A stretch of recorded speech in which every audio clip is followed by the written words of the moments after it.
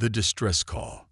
The grand chamber of the galactic Concord buzzed with the voices of 100 species. Crystalline beings floated alongside reptilian diplomats. Gaseous entities contained in environmental suits drifted near silicon-based life forms. In the center of it all, the High Council, 12 of the oldest and most respected civilizations, deliberated on a holographic projection. Ambassador Orcs of the Viridian Collective tapped his four-fingered hand against the polished table. The transmission is authentic. The Miriani cluster is under attack by the Krell Dominion. The hologram showed a blue-skinned being, eyes wide with terror, surrounded by smoke and distant explosions. "Please," the recording pleaded, "the Krell have already destroyed our outer colonies. Our homeworld has days before they arrive. We have no weapons, no defenses. Millions will die. We beg for intervention." Ambassador Threlix, an ancient being composed of living crystal, chimed with a sound like breaking glass. "The Miriani are 50 light-years from the nearest Concord outpost. By the time we mobilize, their world will be ash. Then we send what ships we can now," argued Ambassador Lorana, her leafy appendages trembling with emotion. The head counselor, a being of pure energy contained within an anti-gravity field, pulsed dimly. "The Krell Dominion possesses technological superiority over our standard patrol fleets. A small force would be sacrificial. A large force would require consensus from all member worlds, a process that would take weeks. So we do nothing." Lorana's voice cracked. "We document. We protest. We prepare sanctions." The head counselor's tone was final. "The motion to intervene militarily is denied." In the far corner of the chamber, a solitary figure sat silently. Commander Sarah Chen of the United Earth Alliance remained expressionless as she stood and exited the chamber. The Concord's decision was made. Humanity had held observer status for merely 15 years. Their opinion counted for nothing. Earth's embassy on the Concord station was modest compared to the sprawling complexes of the founding species. Commander Chen strode through security scanners that hummed at her higher bone density and muscle mass, physical traits that mark humans as Deathworlders in the eyes of the galactic community. Admiral Kai Williams waited in the secure communication room, his weathered face tight with concern. "They're not going to help, are they?" Chen shook her head. "They've written off the Miriani already." Williams cursed under his breath. "Show me the transmission again." Chen activated the console, and the desperate plea of the Miriani ambassador played once more. When it ended, Williams stood silently for a long moment. "How many ships do we have within response range?" he finally asked. "The Fourth Fleet is conducting exercises in the Arcturus system. 27 combat vessels, including the dreadnought Thermopylae. Not enough to take on the Krell directly." "No, sir." Williams paced the small room. "The Concord prohibits unilateral military action between systems. If we intervene, we risk our observer status." Chen finished. "Possibly sanctions. The technology embargoes would be reinstated. And if we do nothing?" The question hung in the air between them. Humanity had clawed its way into space against all odds. Their homeworld, classified as a death world by Concord standards due to its high gravity, atmospheric toxins, extreme weather patterns, and abundance of predators, had forged a species the galactic community found simultaneously fascinating and terrifying. Williams tapped his communication implant. "Get me a direct line to Earth Defense Command. Priority Alpha." 3 hours later, representatives from Earth's unified government gathered virtually around a classified briefing. Defense Minister Rahul Sharma's hologram looked grim as Admiral Williams concluded his presentation. "Let me ensure I understand correctly," Sharma said. "You're proposing we ignore Concord directives and send our fleet to defend an alien civilization we've never met against an enemy that outguns us, risking our standing in the galactic community." "That's correct, Minister." President Elena Rodriguez leaned forward. "What makes you think we can succeed where the Concord believes they would fail?" Williams displayed tactical projections. The Concord races evolved on peaceful worlds. They fight conventionally with established rules. Humans, we think differently. We evolve facing extinction-level events every few thousand years. Our military doctrine embraces asymmetric warfare. You have a plan. Rodriguez pressed. Yes, Madam President. One the Krell would never expect from a Concord race. But we're not a Concord race. We're observers. Deathworlders. Williams smiled grimly. And it's time the galaxy learned what that really means. The vote was unanimous. Earth would act. The bridge of the UEA Thermopylae thrummed with activity as Admiral Williams surveyed his assembled fleet. 27 warships had been joined by 15 armed merchant vessels, retrofitted with military hardware in the 7 days since the decision. It wasn't enough for a conventional engagement, but humans had never favored conventional approaches. All ships report ready, Admiral, announced Captain Camara, her dark eyes steady. Jump calculations complete. Williams nodded. Open a channel to the fleet. Across 42 vessels, 12,000 men and women paused as the Admiral's face appeared on their screens. This is Admiral Williams. In approximately 30 minutes, we will make the jump to the Miriani system. Intelligence suggests the Krell Dominion has already begun bombardment of their homeworld. We are outnumbered and outgunned by conventional metrics.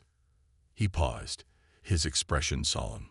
Throughout human history, we have faced insurmountable odds. From the frozen wastes of ice ages to plagues that decimated our populations, from world wars to climate catastrophes, survival against overwhelming odds is written into our DNA. The galaxy calls us Deathworlders, like it's something to fear. Today, we show them it's something to be grateful for. Williams straightened his uniform. The Miriani cannot fight for themselves. So we fight for them, not because we seek glory or territory or resources, but because we remember what it means to stand on the precipice of extinction. We remember what it means to be alone in an uncaring universe. Throughout the fleet, humans stood a little taller, their resolve hardening. The Concord races evolved in peace and prosperity. We evolved fighting for every breath. The Krell have never faced a species born on a death world. They're about to learn what that means. The communication ended. Captain Camara looked to her admiral. Orders, sir. Execute jump sequence. Battle groups form on emergence. Operation Lighthouses go.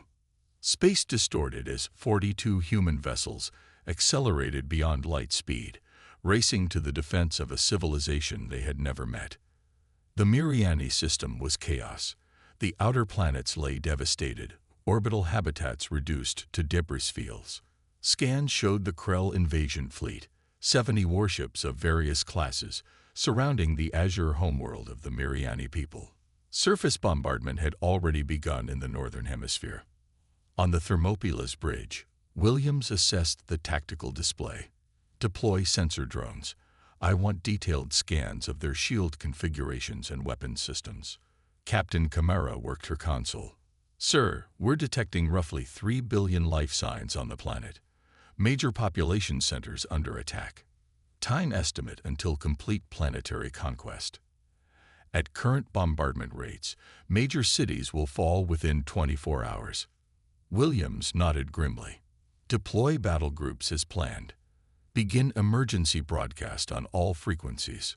Throughout the Miriani system, communication arrays suddenly carried a single message in the common galactic language. Attention Krell forces. This is Admiral Kai Williams of the United Earth Alliance. Your unprovoked attack on a peaceful civilization ends now. Withdraw immediately or face the consequences. On the command ship of the Krell fleet, Supreme Commander Vexkar chittered in amusement as his communications officer relayed the message. Humans, the primitive Deathworlders think to challenge us. His exoskeleton gleamed as he moved to the tactical display. How many vessels? 42, Supreme Commander.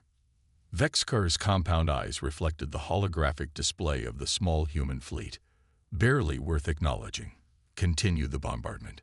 Dispatch third echelon to eliminate this nuisance. 20 Krell warships broke formation, accelerating toward the human fleet with predatory grace.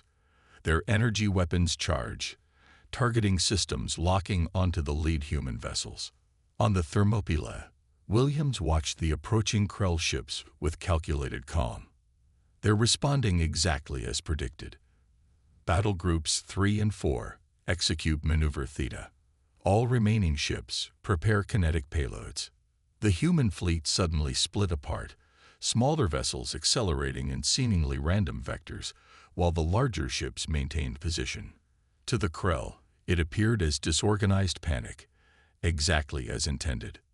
"Sir," Captain Kamara reported, "Krell vessels entering optimal firing range in 30 seconds. Williams nodded. "Deploy countermeasures. All ships, weapons free." What happened next would change galactic warfare forever. As the Krell opened fire with devastating energy weapons, the human ships released thousands of small objects. Simple metal spheres accelerated to near-relativistic speeds. These primitive kinetic weapons overwhelmed the Krell's advanced shields, which were calibrated to disperse energy attacks but not physical impacts. Simultaneously, smaller human vessels executed microjumps, something considered suicidally dangerous by Concord standards, appearing inside the Krell formation. Rather than firing conventional weapons, they deployed electromagnetic pulse devices, temporarily crippling Krell systems. The bridge of the Thermopylae rocked as a Krell beam grazed their shields. "Shields at 60%, reported the tactical officer. 3 Krell vessels disabled, 2 destroyed. "We've lost the Dauntless, and the Hyperion is reporting critical damage." Williams's jaw tightened. "Press the advantage. All groups converge on disabled vessels. Boarding teams stand by." As the battle intensified, the Krell commander watched in disbelief as his third echelon, elite warships that had conquered dozens of worlds, fell into disarray against the human attackers. "Impossible," Vexkar hissed. "They're using suicide tactics. No civilized species fights this way." His second-in-command's mandibles clicked nervously. "Supreme Commander, they're not just fighting. They're boarding our disabled vessels." Vexkar's compound eyes widened. "They're what?" Across the battlefield, armored human marines breached the hulls of disabled Krell vessels. What followed was combat unlike anything the Krell had experienced, close-quarters fighting against beings evolved on a high-gravity Deathworld, whose reflexes, strength, and endurance far exceeded Krell physiology. As the first part of the battle raged, the Miriani watched from their burning world as something unprecedented occurred. Someone had answered their call. Someone had come to fight for them when the Galactic Concord had abandoned them to their fate. The Deathworlders had arrived. Deathworlders unleashed. Supreme Commander Vexkar's command chamber resonated with emergency alerts. The initial engagement had cost him 17 warships, a loss rate unprecedented in Krell military history. The primitive humans were fighting with methods that defied conventional warfare doctrine. "Pull back the fleet. Reform defensive perimeter," Vexkar ordered, his chitinous exoskeleton flushing dark with rage. "Activate all reserve power to forward shields." His tactical officer's antennae twitched nervously. "Supreme Commander, 3 of our disabled vessels have gone silent. The humans, they've taken control of them." "Impossible." Vexkar smashed his battle claw against the command console. No species masters Krell technology so quickly. On board the captured Krell cruiser, Commander Maya Okafor stood surrounded by the alien control systems that her engineering team was rapidly deciphering. Her combat armor was scorched from close-quarters fighting, and a medical patch sealed a wound on her left arm. "Their systems are surprisingly intuitive," reported Chief Engineer Patel, his fingers dancing across the alien interface. "Designed for efficiency rather than security. We've accessed their tactical network." Okafor's smile was predatory. "Can we send false commands?" "Already working on it, Commander." Aboard the Thermopylae, Admiral Williams watched as the battle entered its second phase. The initial surprise had given them an edge, but the remaining Krell vessels were regrouping, The human fleet had suffered losses, 5 ships destroyed, 7 critically damaged. Status report on the Mariani evacuation, Williams asked. Captain Camara checked her displays. Dropships have reached 3 major population centers. Civilian extraction underway. Estimated 40,000 evacuees secured so far. Not enough, Williams muttered. The Krell bombardment had intensified on the southern continent, where the largest Mariani cities were located. Millions remained at risk. Sir, the communications officer interrupted. We're receiving a transmission from the Mariani Planetary Defense Coordinator. The main screen activated, revealing a blue-skinned being with large, expressive eyes. This is Defense Coordinator Ilara. Are you really from Earth? Williams nodded. Admiral Kai Williams, United Earth Alliance. We received your distress call. Ilara's eyes glistened with emotion. The Concorde abandoned us. We thought we were alone. Not alone anymore, Williams assured her. But we need to accelerate evacuations. Our engagement with the Krell won't hold them indefinitely. Ilara straightened. We've activated underground shelters that can protect millions, but many of our people are trapped in urban centers under bombardment. If you can create a temporary safe corridor, we'll do better than that, Williams promised. Stand by. As the Admiral turned back to his tactical display, an alert sounded. 3 Krell warships, including one of their massive dreadnoughts, had broken through the human defensive line and were accelerating toward the planet. Intercept course, Williams ordered. Insufficient time. Camara responded grimly. They'll reach bombardment range before we can reposition. Williams's eyes narrowed. Signal the Artemis, the Shenzhen, and the Nairobi. Execute Operation Firewall. On the bridge of the UEA Artemis, Captain Elena Vasquez received the command and exhaled slowly. Helm, plot collision course with the Krell dreadnought. Engineering, prepare to overload the fusion core on my mark. Her crew worked with grim determination. They had all volunteered for this mission, understanding what it might require. The 3 human vessels accelerated directly toward the incoming Krell ships, weapons firing continuously to draw attention to themselves rather than the civilian evacuation below. On the Krell dreadnought, sensors detected the incoming human ships. They're on a direct intercept course, reported the Krell sensor officer. Impact in 30 seconds. The Krell commander mandibles clicked in derision. They're attempting to ram us. Our shields will vaporize them before impact. Sir, energy readings from the human vessels are spiking exponentially. The human ships, seconds from impact, detonated their fusion cores in sequence.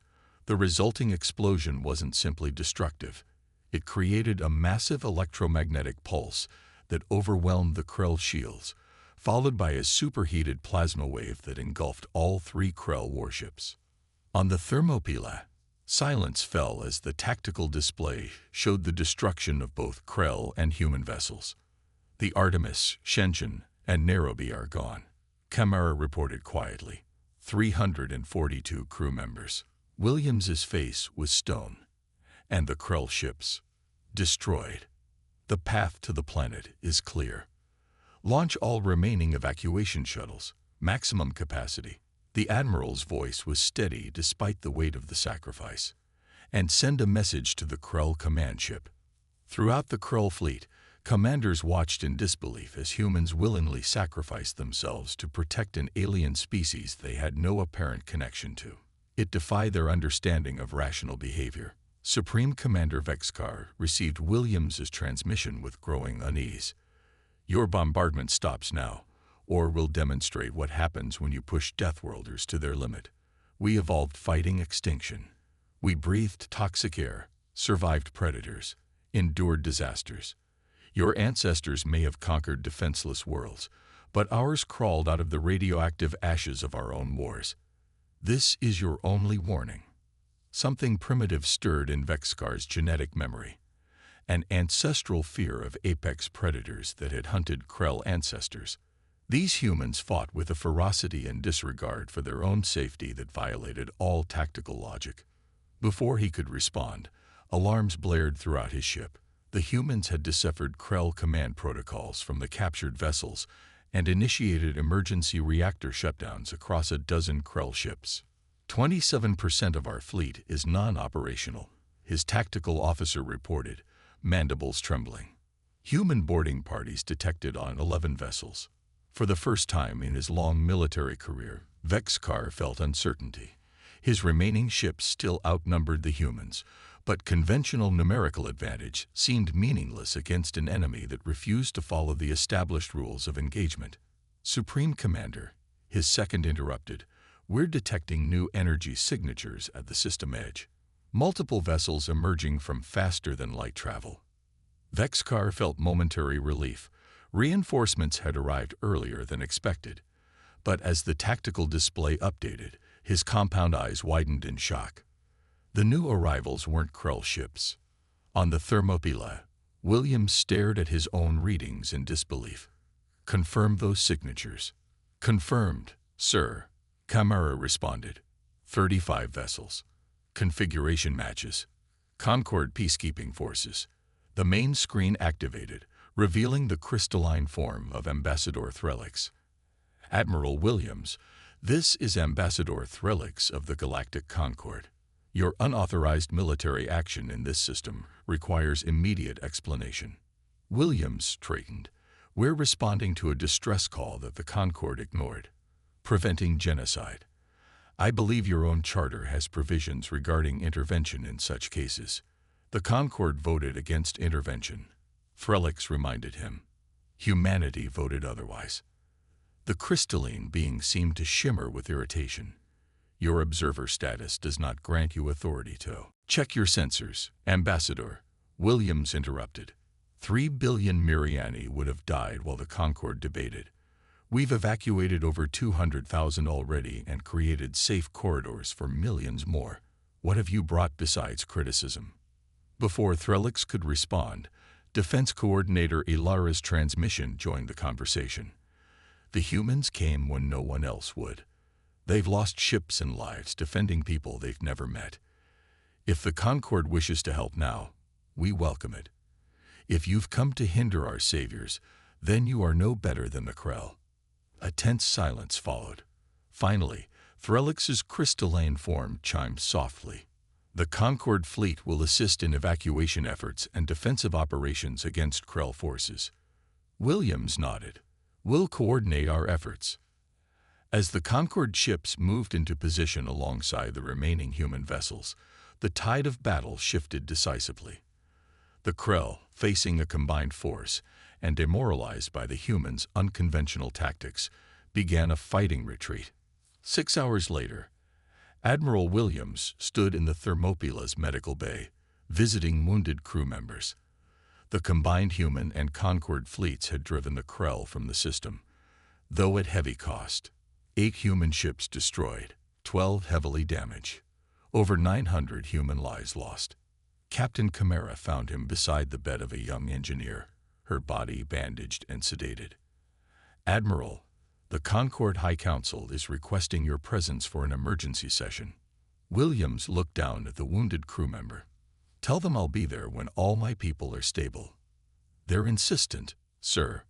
So am I, Captain. When Williams finally arrived at the Concord station 12 hours later, the Grand Chamber was unusually subdued. Representatives from all member species watched as the human admiral, still wearing his battle-stained uniform, took the central position. The head counselor's energy form pulsed brightly. Admiral Williams, the Concord has reviewed your actions in the Miriani system. You violated numerous protocols regarding unauthorized military intervention. Williams remained silent, his posture unapologetic. However, the counselor continued, the outcome cannot be disputed. Your actions saved billions of lives when our inaction would have resulted in extinction. This challenges our understanding. Ambassador Lorana leaned forward, her leafy appendages gentle in movement. We have long viewed humanity's evolution on a death world as something that made you dangerous, unpredictable. We feared what you might become if given full access to galactic technology and resources. Yet you use that danger to protect rather than conquer, added Threlix. Your ships sacrificed themselves to save aliens you had never met. This is not what we expected from Deathworlders. Williams finally spoke. The term Deathworlder is your creation, not ours. We don't define ourselves by the harshness of our planet, but by what that harshness taught us. Resilience, adaptation, and the understanding that survival often depends on cooperation, not isolation. He looked around the chamber. Humanity didn't evolve to conquer the galaxy. We evolved to survive against overwhelming odds, and to ensure others survive as well. The chamber remained silent as his words resonated. 3 days later, in a formal ceremony attended by representatives from across the Concord, humanity's status was officially changed from observer to full member. The citation, unprecedented in Concord history, read, "For demonstrating that evolution on a death world creates not only physical strength but moral courage." On the newly established Miriani human joint colony, where refugees had begun rebuilding their civilization, a monument was erected. It depicted human hands supporting a delicate Miriani crystal structure with an inscription in both languages. To the Deathworlders who taught the galaxy that strength exists to protect the vulnerable. The galaxy would never view humans the same way again.